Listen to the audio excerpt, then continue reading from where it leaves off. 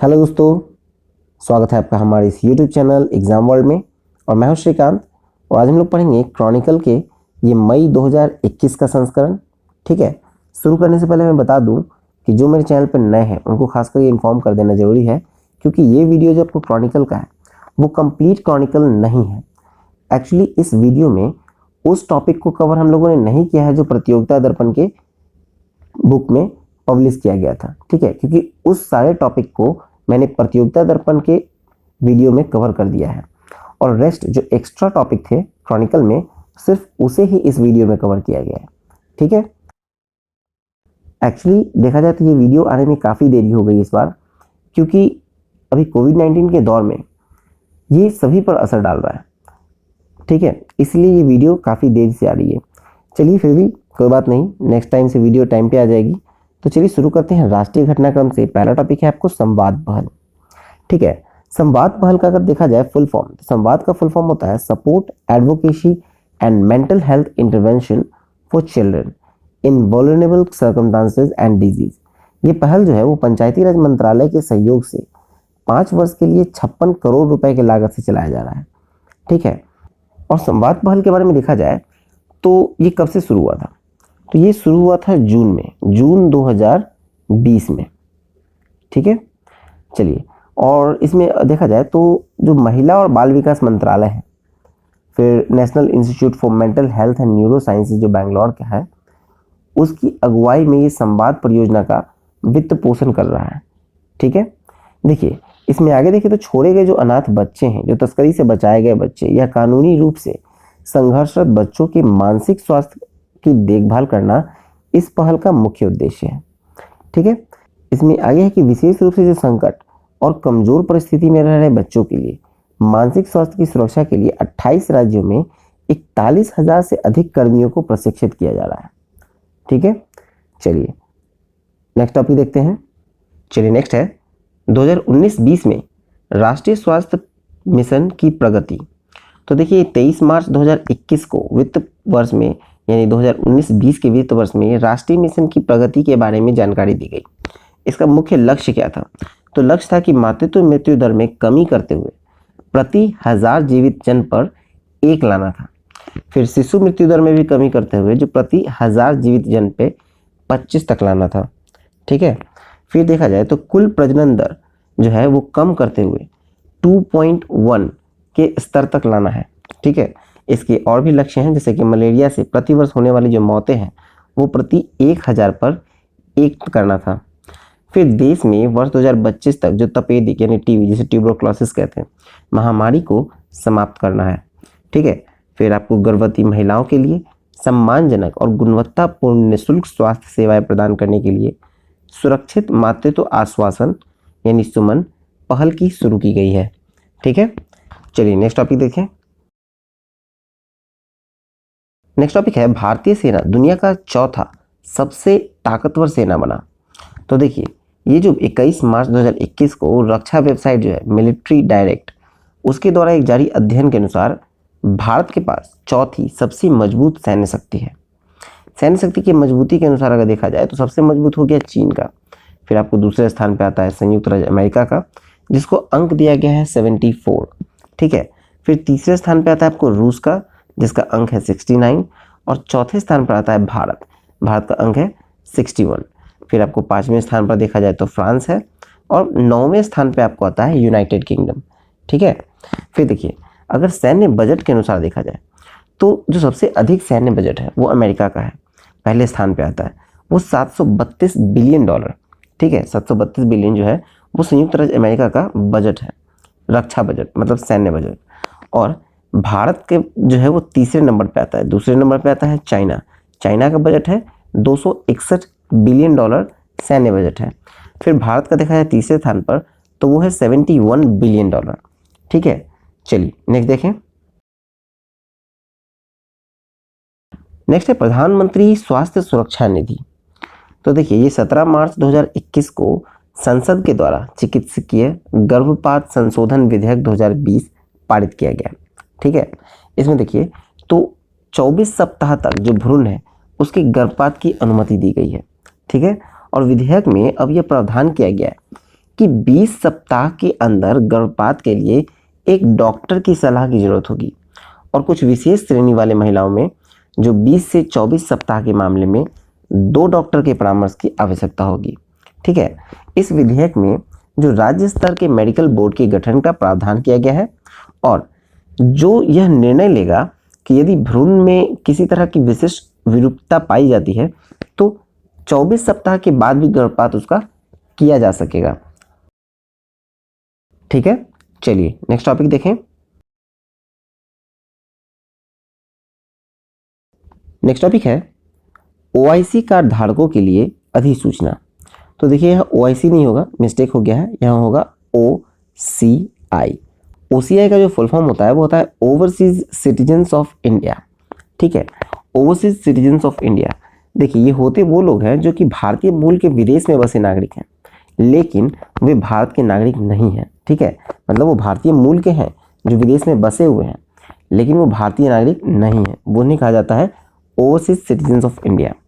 देखिए भारत जो है वो दोहरी नागरिकता की अनुमति नहीं देता है लेकिन नागरिकता अधिनियम जो 1955 का है, 1955 का, उसमें धारा एक है 7B का एक जो है वो आपको उसके तहत होता है कि ओसीआई के कुछ लाभ प्रदान करता है।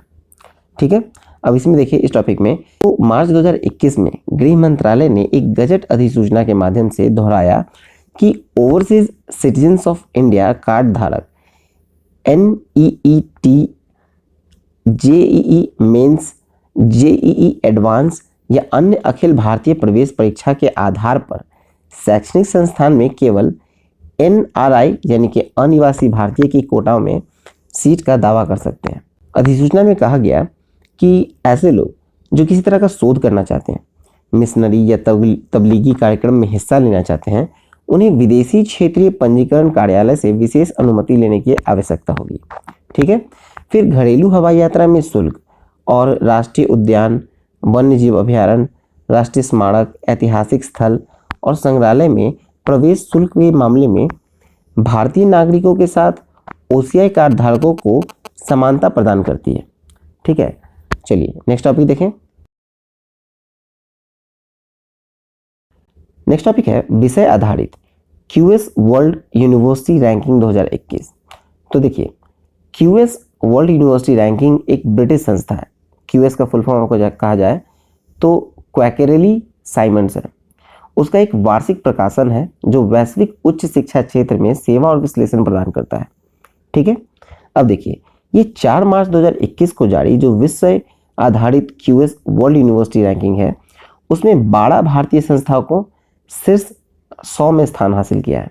ठीक है, मतलब कि टॉप 100 में 12 संस्थान ऐसे हैं जो भारतीय संस्थान हैं। ठीक है, इस रैंकिंग में फिर अगर देखा जाए किस किस क्षेत्रों में कौन कौन से इंस्टीट्यूट को जगह मिली है तो पहले आपको पेट्रोलियम इंजीनियरिंग विषय के लिए इसमें आपको आईआईटी मद्रास को 30वां स्थान मिला है। टॉप 100 में ये 30वें स्थान पर है आईआईटी मद्रास पेट्रोलियम इंजीनियरिंग विषय के मामले में। फिर आपको खनिज और खनन इंजीनियरिंग इसमें 2 है, एक है आईआईटी बॉम्बे 41वें स्थान पे और दूसरा है आईआईटी खड़गपुर 44वें स्थान पे। ठीक है, फिर है प्राकृतिक विज्ञान। प्राकृतिक विज्ञान यानी कि इसमें है कि भारतीय विज्ञान संस्थान बेंगलुरु 92 स्थान पे, फिर आईआईटी बॉम्बे 114वें स्थान पे और आईआईटी मद्रास 187वें स्थान पे और आईआईटी दिल्ली 210वें स्थान पे। ठीक है, ये सारे इंस्टीट्यूट जो हैं वो प्राकृतिक विज्ञान के क्षेत्र में है। फिर आपको लाइफ साइंसेज एंड चिकित्सा इसमें है आपको अखिल भारतीय आयुर्विज्ञान संस्थान 248वें स्थान पे। फिर कला और मानविकी इसमें जवाहरलाल नेहरू विश्वविद्यालय जो है 159वें स्थान पे है और सामाजिक विज्ञान और प्रबंधन में दिल्ली यूनिवर्सिटी 208वें स्थान पे है। ठीक है, चलिए अब नेक्स्ट देखा जाए। नेक्स्ट टॉपिक है विश्व वायु गुणवत्ता रिपोर्ट 2020। तो देखिए 16 मार्च 2021 को स्विस वायु गुणवत्ता प्रौद्योगिकी कंपनी है IQ एयर के द्वारा तैयार विश्व वायु गुणवत्ता रिपोर्ट 2020 जारी की गई है। ठीक है, देखिए वैश्विक शहरों की रैंकिंग में 106 देश के PM 2.5 डेटा आधारित है। PM हो गया आपको पार्टिकुलेट मैटर। ठीक है, देखिए दुनिया भर में शीर्ष 30 सबसे प्रदूषित शहर में देखा जाए तो 22 शहर भारत के हैं। टॉप 30 में 22 सबसे प्रदूषित शहर भारत के हैं, जिसमें सबसे प्रदूषित शहर है होतान चीन का, और दूसरे स्थान पे आपको आता है भारत का गाजियाबाद। और टॉप 10 प्रदूषित सूची में भारत का जो 8 अन्य भारतीय शहर है उसमें तीसरे स्थान पे आपको बुलंदशहर, 2 नंबर पे आपको गाजियाबाद आ गया, तीसरे नंबर पे बुलंदशहर, चौथे स्थान पे आ गया बिसरक जो जलालपुर है, फिर पांचवा भिवाड़ी, फिर छठा नोएडा, सातवां ग्रेटर नोएडा, आठवां कानपुर और नौवां लखनऊ और 10वां दिल्ली। ठीक है। और अगर शीर्ष प्रदूषित राजधानी के बारे में देखा जाए, दुनिया के सबसे सभी राजधानियों में जो सबसे प्रदूषित राजधानी है तो वो अपना भारत का नई दिल्ली है। फिर दूसरे स्थान पे ढाका है बांग्लादेश का, फिर तीसरे स्थान पे मंगोलिया का उलन बटोर, चौथे स्थान पे है काबुल अफगानिस्तान का, और पांचवें स्थान पे है दोहा कतर का। ठीक है, ये सबसे प्रदूषित राजधानी की सूची है। चलिए नेक्स्ट देखें। अंतर्राष्ट्रीय घटनाक्रम में पहला टॉपिक है अंतर्राष्ट्रीय बौद्धिक संपदा सूचकांक 2021। तो देखिए, ये 23 मार्च 2021 को यूएस चैम्बर ऑफ कॉमर्स के ग्लोबल इनोवेशन पॉलिसी सेंटर, जिसको कहते हैं हम लोग शॉर्टकट में GIPC, ठीक है, के द्वारा 9वां वार्षिक अंतर्राष्ट्रीय बौद्धिक संपदा सूचकांक 2021 जारी किया गया। इसमें जो कुल देश शामिल हुए थे वो कुल 53 देश थे, और इस सूचकांक में जो भारत का स्थान रहा वो 40वां था, जो 100 में से 38.4 स्कोर दिया गया भारत को। ठीक है। और पहले 5 देश देखा जाए तो पहले स्थान पे आपको संयुक्त राज्य अमेरिका, फिर दूसरे स्थान पे यूनाइटेड किंगडम, तीसरे पे जर्मनी, चौथे पे फ्रांस और पांचवें पे जापान। अब ये 53 देश हैं, तो 53 देश में अगर अंतिम से देखा जाए तो 53वें नंबर पे आता है वेनेजुएला और 52वें स्थान पे आता है पाकिस्तान। ठीक है। चलिए नेक्स्ट देखें। नेक्स्ट टॉपिक है ग्लोबल विंड रिपोर्ट 2021।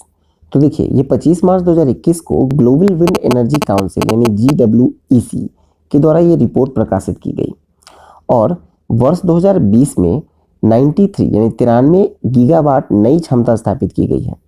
ये हर साल की दर से 53% की वृद्धि है। ठीक है। देखिए, 2020 का जो वैश्विक पवन ऊर्जा का उद्योग है, ठीक है, ये ग्लोबल जो विंड एनर्जी है, पवन ऊर्जा, ये ग्लोबल जो वैश्विक पवन ऊर्जा का उद्योग के लिए ये एक रिकॉर्ड वर्ष था 2020। ठीक है।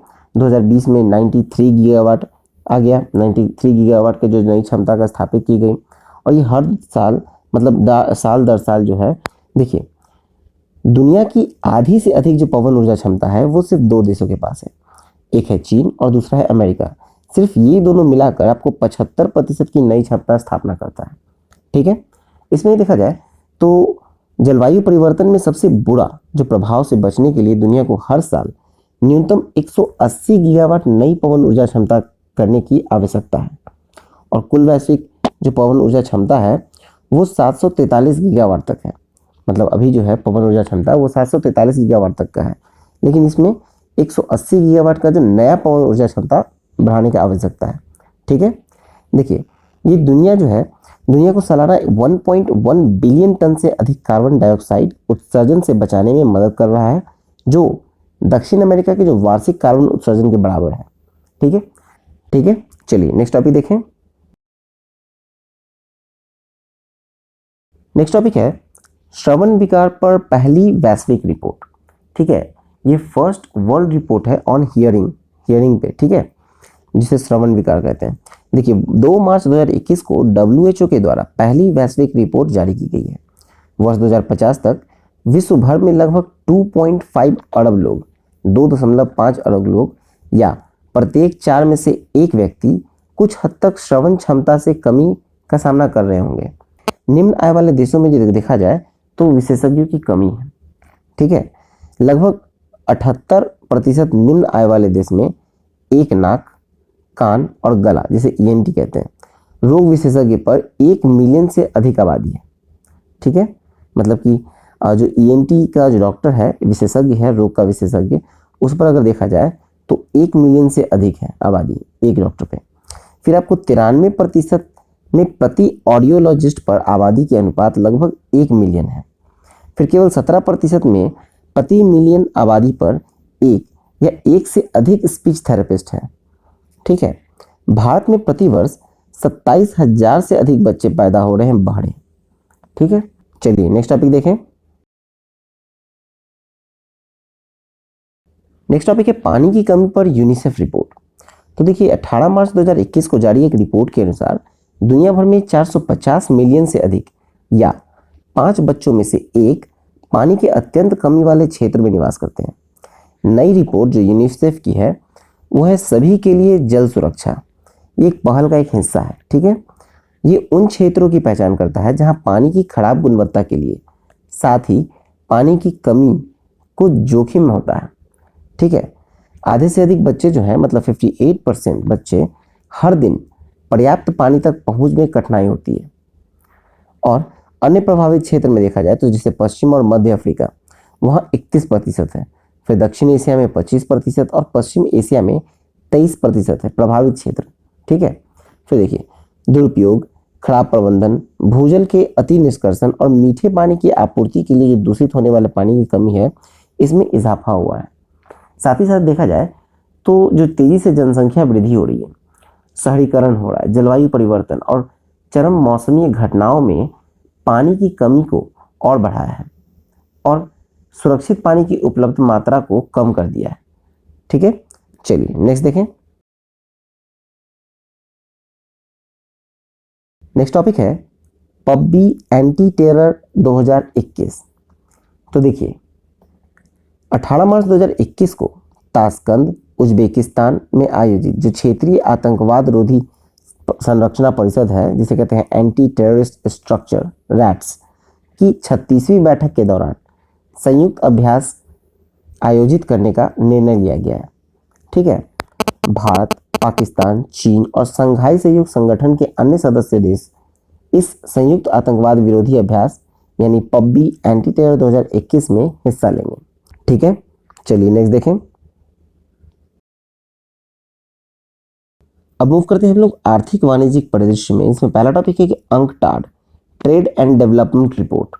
ठीक है, अंकटाड व्यापार और विकास रिपोर्ट अपडेट। तो देखिए ये 18 मार्च 2021 को अंकटाड का व्यापार और विकास रिपोर्ट अपडेट जारी किया गया है।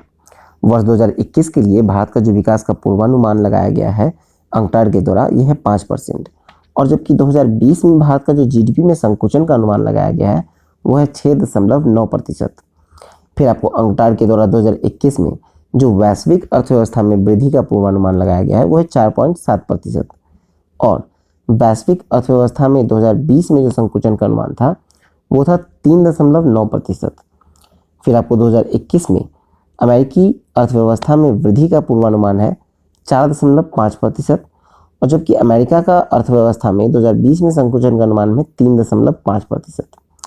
इसी तरह से 2021 में चीन की अर्थव्यवस्था में जो वृद्धि का पूर्वानुमान है वो है 8.1% मतलब 8.1%। ठीक है, देखिए अंकटाड जो संयुक्त राष्ट्र व्यापार और विकास सम्मेलन का अंकटाड है वो 1964 में संयुक्त राष्ट्र महासभा के द्वारा स्थापित किया गया था और यह एक स्थायी अंतर सरकारी निकाय है। इसका मुख्यालय कहाँ है तो यह है जिनेवा में। चलिए नेक्स्ट देखें। नेक्स्ट टॉपिक है महामारी से भारत में गरीबी दोगुनी होने का अनुमान है। तो देखिए 18 मार्च 2021 को वाशिंगटन डीसी स्थित एक अमेरिकी थिंक टैंक है जिसका नाम है प्यू रिसर्च सेंटर। उसके अनुसार भारत की मध्यम वर्ग की आबादी 2020 की महामारी जनित मंदी के कारण 1/3 तक सिकुड़ सकती है, जबकि प्रतिदिन 150 रुपये से कम आय वाले जो गरीब लोग हैं उसकी संख्या दुगनी या उससे अधिक होने का अनुमान है। ठीक है, देखिए 2020 के जो मंदी का परिणाम स्वरूप भारत के 3.2 करोड़ लोग मध्यम वर्ग से बाहर होने वाले हैं। मतलब मध्यम वर्ग से बाहर होकर वो निम्न वर्ग में आएंगे। निम्न वर्ग को हम लोग कैसे मापते हैं, जो कि प्रतिदिन 150 से लेकर 700 रुपये प्रतिदिन आय इनकम होगा जिसका वो निम्न वर्ग के होंगे और जो मध्यम वर्ग के होंगे उनका इनकम होगा 700 से 1500 प्रतिदिन या फिर डॉलर में देखा जाए तो 10 से 20 डॉलर आय प्रतिदिन वाले ये मध्यम वर्ग में आएंगे। फिर आपको कोविड-19 मंदी के कारण जो भारत में प्रतिदिन $2 या उससे कम आय वाला जो गरीब लोग हैं उसकी संख्या 7.5 करोड़ बढ़ी है। ये वैश्विक गरीबी के लगभग 60% वृद्धि का जिम्मेदार है। ठीक है, चलिए नेक्स्ट देखें। नेक्स्ट टॉपिक है ग्राम उजाला कार्यक्रम। तो देखिए 19 मार्च 2021 को बिहार के आरा में केंद्रीय विद्युत राज्य मंत्री आर.के. सिंह के द्वारा ग्राम उजाला कार्यक्रम का शुरुआत किया गया। ठीक है, इसमें देखा जाए तो कार्यक्रम के तहत जो ग्रामीण उपभोक्ता को कार्यशील तापदीप बल्ब, इसको इंग्लिश में कहा जाए तो वर्किंग इनकैंडेसेंट बल्ब्स, जमा करेंगे और उसके बदले में उनको 3 साल की गारंटी वाला 7 वाट और 12 वाट का एलईडी बल्ब दिया जाएगा। ठीक है, ऐसे ही नहीं दिया जाएगा बल्कि उसके लिए एक्सचेंज के साथ साथ 10 रुपये देने होंगे, मतलब बल्ब और 10 रुपये, तब आपको एलईडी बल्ब दिया जाएगा। और ये प्रत्येक परिवार को अधिकतम 5 एलईडी बल्ब ही दिया जाएगा। ठीक है, पहले चरण में 1.5 करोड़ मतलब लगभग 1.5 करोड़ एलईडी बल्ब का वितरण किया जाएगा। कहाँ कहाँ? तो बिहार के आरा में, उत्तर प्रदेश के वाराणसी में, आंध्र प्रदेश के विजयवाड़ा में, महाराष्ट्र के नागपुर में और पश्चिमी गुजरात में। ठीक है, देखिए इससे प्रतिवर्ष जो है 2025 मिलियन किलोवाट घंटा ऊर्जा का बचत होगा और प्रतिवर्ष 1.65 मिलियन टन कार्बन डाइऑक्साइड की कमी होगी। ठीक है, चलिए नेक्स्ट देखते हैं। नेक्स्ट टॉपिक है कि भारतीय स्टेट बैंक और जेबीआईसी ऋण समझौता। तो देखिए भारतीय स्टेट बैंक और Japan bank for international cooperation के बीच जो है वो $1 अरब का ऋण समझौता हुआ है। ये पिछले साल भी हुआ था। ठीक है, और ये ऋण का उद्देश्य देखा जाए तो उद्देश्य है कि भारत में जो जापानी ऑटोमोबाइल निर्माता है उसके व्यवसाय संचालन की पूरी श्रृंखला के लिए धन के सुचारू प्रवाह को बढ़ावा देना है। ठीक है, चलिए नेक्स्ट है भारत पे जो डिस्ट्रीब्यूटर टू रिटेलर लॉन्च। तो देखिए 26 मार्च 2021 को भारत पे ने छोटे और मध्यम उद्यमों पर अपना ध्यान केंद्रित करने के लिए एक नया ऋण उत्पाद डिस्ट्रीब्यूटर टू रिटेल मतलब D2R फाइनेंस लॉन्च करने की घोषणा की है। तो देखिए ये थोक विक्रेताओं, व्यापारियों और डीलरों को 7 दिनों से 30 दिनों की अवधि के लिए 50 लाख तक कोलेटरल फ्री लोन की पेशकश करेगा। ठीक है, और वित्त वर्ष 2021-22 में इस नए उत्पाद के माध्यम से 2500 करोड़ मतलब 2500 करोड़ के ऋण वितरण का लक्ष्य निर्धारित किया गया है। ठीक है, ये वित्त वर्ष 2021-22 के लिए। चलिए नेक्स्ट देखें। नेक्स्ट टॉपिक है एनटीपीसी लिमिटेड को रोल मॉडल पुरस्कार। तो देखिए 18 मार्च 2021 को जो विद्युत मंत्रालय के सार्वजनिक उपक्रम है एनटीपीसी लिमिटेड, उसको 11वां CII राष्ट्रीय HR उत्कृष्टता पुरस्कार 2020-21 वितरण समारोह में प्रतिष्ठित रोल मॉडल पुरस्कार प्रदान किया गया। ठीक है, नेक्स्ट टॉपिक है ग्रेट प्लेस टू वर्क। यहाँ ग्रेट होगा, ठीक है, ग्रेट लिखा गया, यहाँ ग्रेट प्लेस टू वर्क प्रमाण पत्र। ये जो मार्च 2021 में ESAF स्मॉल फाइनेंस बैंक जो है उसको great place to work institute के द्वारा ग्रेट प्लेस टू वर्क का प्रमाण पत्र दिया गया है। ESAF का जो स्मॉल फाइनेंस बैंक के जो प्रबंधक निदेशक और मुख्य कार्यकारी अधिकारी हैं उनका नाम है के पॉल थॉमस। चलिए नेक्स्ट देखें।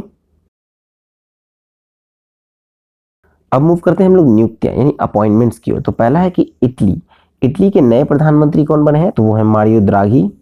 फिर आपको नेक्स्ट है संयुक्त राष्ट्र पंजी विकास कोष मतलब UN कैपिटल डेवलपमेंट फंड के कार्यकारी सचिव नियुक्त कौन हुए हैं, तो वे हुए हैं प्रीति सिन्हा।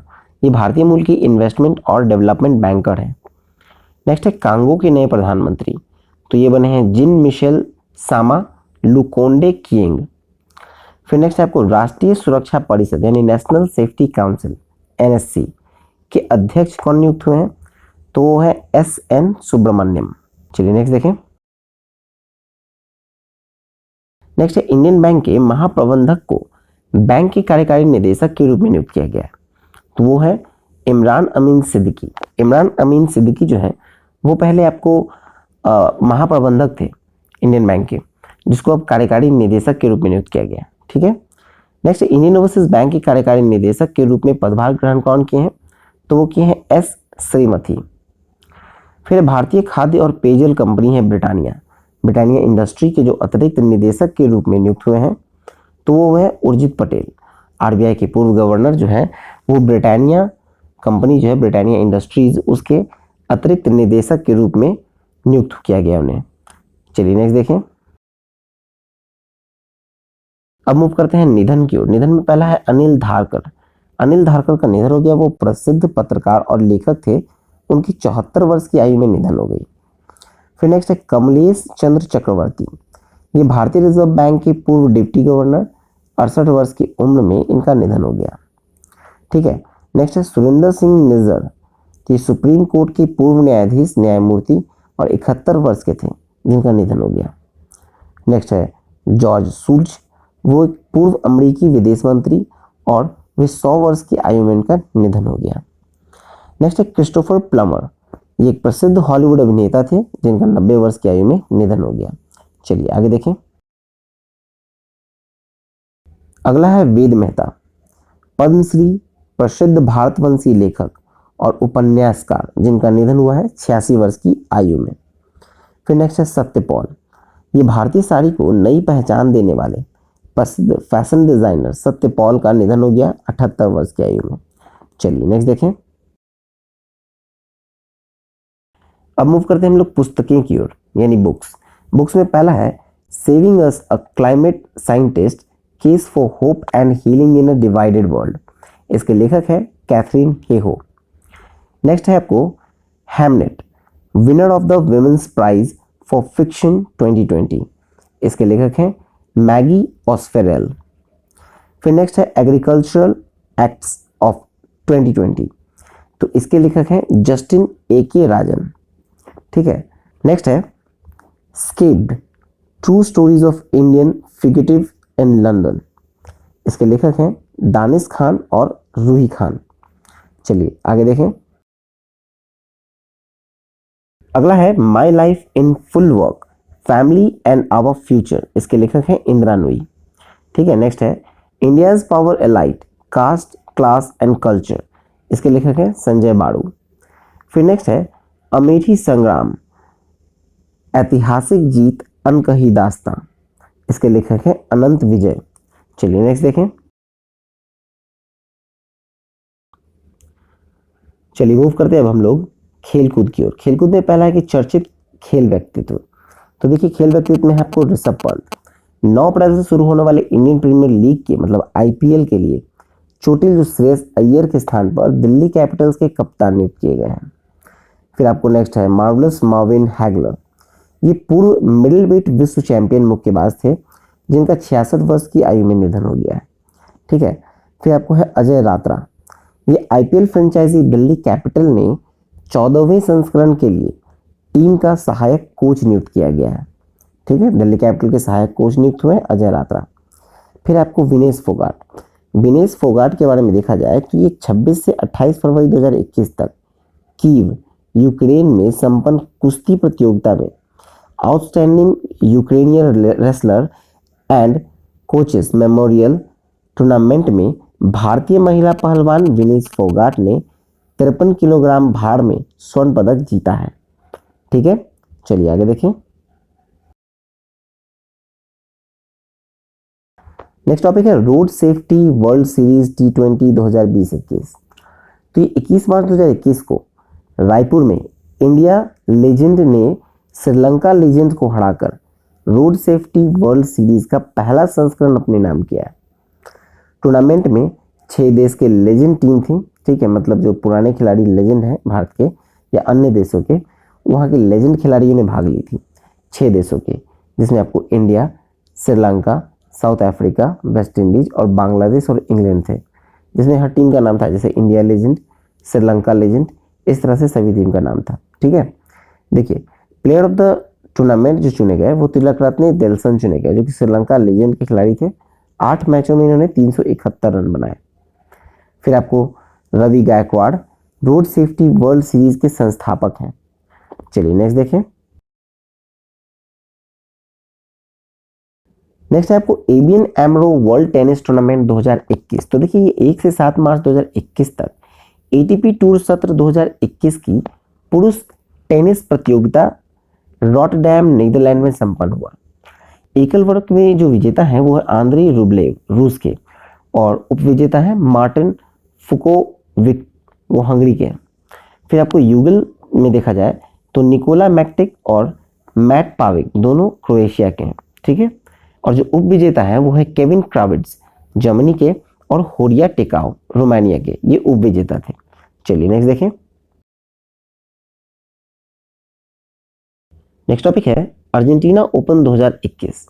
तो ये 1 से 7 मार्च 2021 तक एटीपी टूर सत्र 2021 की पुरुष टेनिस जो ब्यूनस आयर्स में अर्जेंटीना में संपन्न हुआ। एकल वर्ग में जो विजेता थे वो थे डिएगो श्वार्ट्जमैन अर्जेंटीना के, और उपविजेता थे फ्रांसिस्को सेरेंडोलो, ये भी अर्जेंटीना के हैं।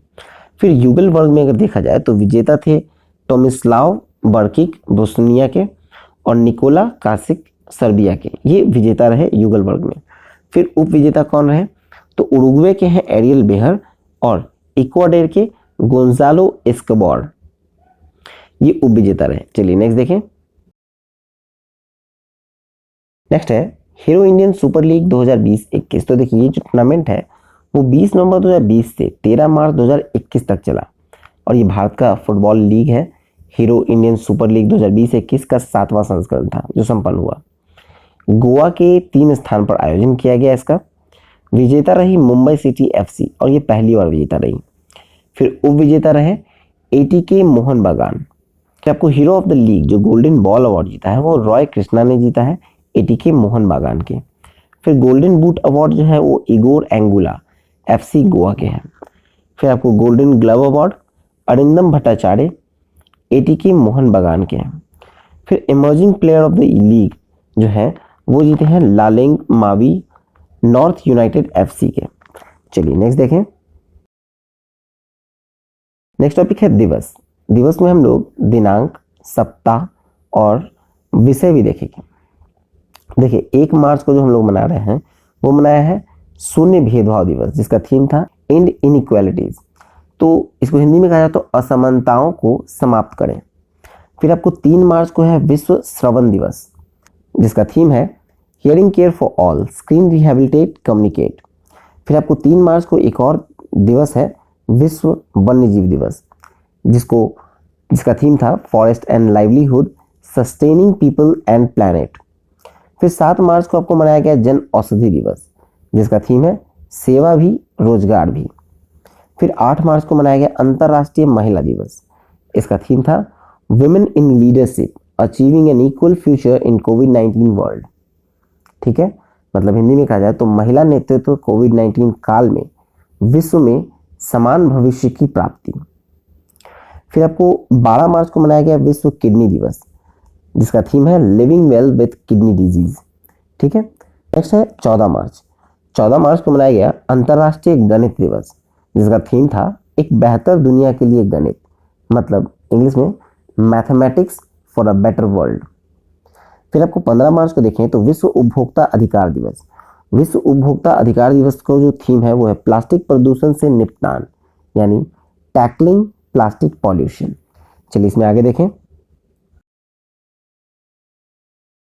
इसमें आगे देखा जाए तो पहला आपको 20 मार्च को मनाया गया अंतर्राष्ट्रीय खुशहाली दिवस। इसका थीम था सभी के लिए खुशी हमेशा के लिए। ठीक है, मतलब हैप्पीनेस फॉर ऑल फॉरएवर। फिर 20 मार्च को मनाया गया आपको विश्व गौरैया दिवस, जिसका थीम था आई लव स्पैरो। फिर 21 मार्च को मनाया गया विश्व कविता दिवस। फिर 21 मार्च को एक और था दिवस जिसका नाम है अंतर्राष्ट्रीय वानिकी दिवस। इसका थीम था forest restoration a path to recovery and well being. फिर 22 मार्च को मनाया गया विश्व जल दिवस, जिसका थीम था वैल्यूइंग वाटर। फिर 23 मार्च को मनाया गया विश्व मौसम दिवस। मौसम दिवस का जो थीम था वो था महासागर, हमारी जलवायु और मौसम। ठीक है, फिर नेक्स्ट है 24 मार्च। 24 मार्च को मनाया गया विश्व क्षय रोग दिवस, जिसका थीम था अ क्लॉक इज टिकिंग। ठीक है, चलिए नेक्स्ट देखें। तो चलिए ये वीडियो यहाँ पर समाप्त होता है। आई होप आपको अच्छा लगा हो तो प्लीज़ वीडियो को लाइक करें, शेयर करें, सब्सक्राइब करके नोटिफिकेशन बेल दबाना ना भूलें। पीडीएफ टेलीग्राम पे आपको अपलोड कर दिया जाएगा।